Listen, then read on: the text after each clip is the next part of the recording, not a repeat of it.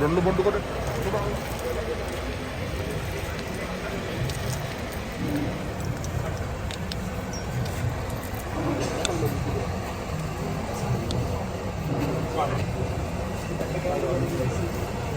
ndeysaan.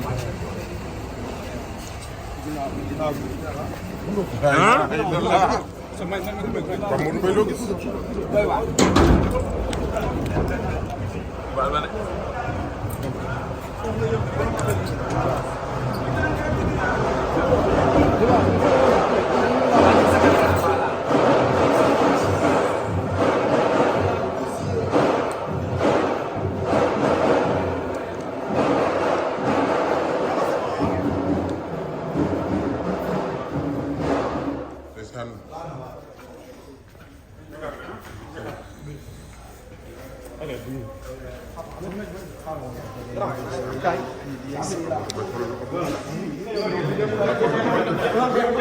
jeexul des na de.